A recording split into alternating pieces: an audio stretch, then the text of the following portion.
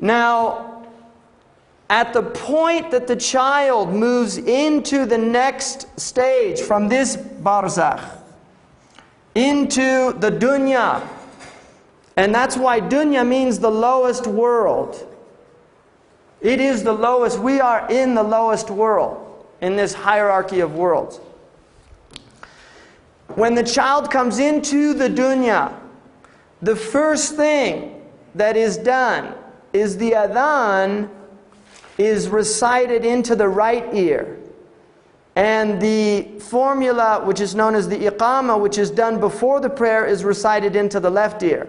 And then you put something sweet on the tongue.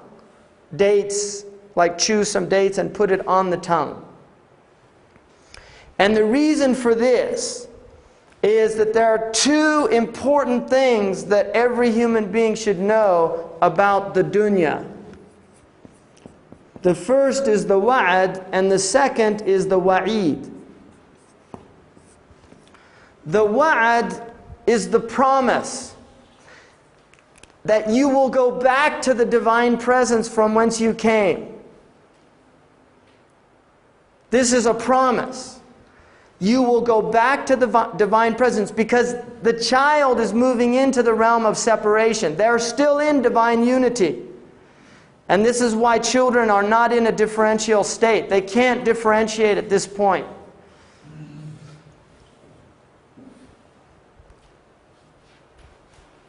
What will happen is the promise is the garden. But the garden has a key. In other words, the garden is not earned, but it's also not given without struggle or effort. I mean, the Muslims confer with the Christians in that it is through grace that people are given the divine presence. But that grace is given through effort. In other words, there's nothing that you could do to make yourself worthy of that grace.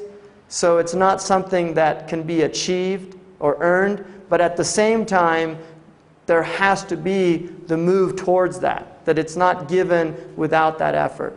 And that's why in the Quran you will see verses that indicate that this is a reward for what you were doing. It's a reward that is way beyond whatever the people were doing, but they don't get that without the effort. So the wa'id is this, when the child is born, it is the wa'd and not the wa'id, because they're not in the realm of the punishment. They're in the realm of the promise. And this is why children that die before puberty have no accounting, according to the dominant opinion. And in fact, I'll get to that I might forget, so I'll mention this now. One of the things that people whose children die before they reach puberty, on the day of judgment, they will bring water to their parents on the plane when everybody else is suffering. And then they'll actually be happy that happened, like the pain they had in this world is transformed into a joy in the next world, and other people envy them. They're envious that they have those children that come with this relief on that day. And they seek out their parents. They go and find them. So the promise is what is told to the child is Ashhadu an la ilaha illallah wa ashhadu anna Muhammadan Rasulullah. This is a reminder to the soul that's embedded in this infant. It's a reminder. You see, you have this in many traditions. You know, the Platonic tradition talks about this. Plato believed that what this world was an arena to remember what we already knew in the world of archetypes. Before we came into this world, we knew truths. And this world, we enter into forgetfulness. And what we have to do in this world is wake up to what we already knew. And this is the allegory of the cave, of realizing that there's a journey to be made. We have to get out of the shadow show, of the illusion, right? Which is really interesting because in a way, human beings now, if you look at film and television, which are the dominant preoccupations of many, many human beings now, it's very similar to the cave. Because people are watching these images projected from lights, flickering on their TV screens and in their movie theaters, and they're illusions. And there's this whole other real world out there. And there are people now that are preferring this world of illusion, this vicarious world, this virtual reality, to a whole other world, which the world that they're dismissing is still considered to be another television. It's just a better program.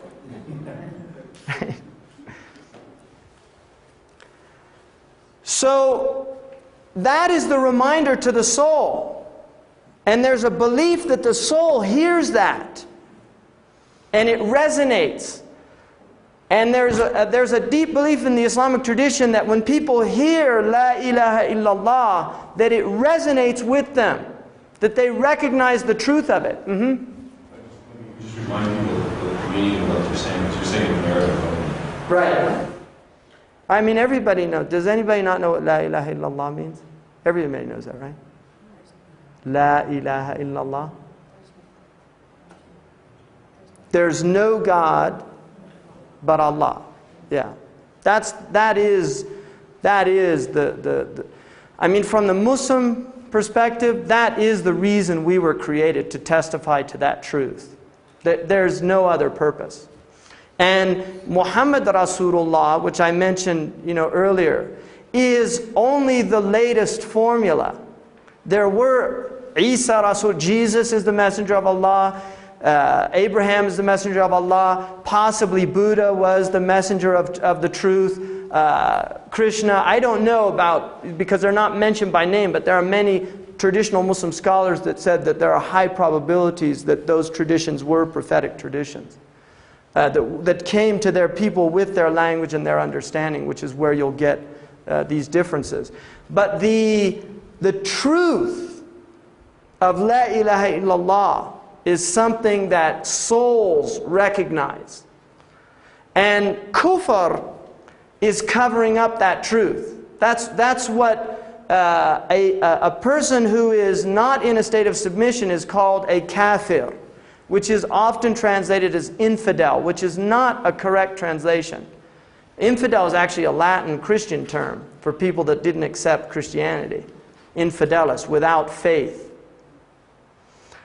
The belief, the kafir, is somebody who's covering up this truth that its own soul knows, because these lower passions have overwhelmed the higher essence of that human being, and they don't like what the implications of that are. So they choose not to look at it. This is how the Muslims view it. Now, once the child enters into this realm, it will go through 5 stages. What is the wa'id? The wa'id is the warning that if you do not maintain your pre-worldly contract, which is that you testified to the truth of the lordship of your Creator, that you're in trouble. You're in trouble. Now, there is a belief in the Muslim tradition that if you have not been reminded, you're not taken into account for your forgetfulness. Right? Because the overriding mode of the Creator is mercy, it's not wrath. The Quran says the mercy has preceded the wrath. Right? And there's a tradition in which the Prophet ﷺ said that God has 100 parts of mercy. 99 He has retained in His presence, and 1 part He has allowed to descend to the dunya. And it is that 1 part that a mother nurses her child with, that the mare raises her hoof from stepping on her foal. So every act of mercy in this world is only from that 1 part. And the 99 have been remain in the divine presence for the day of judgment.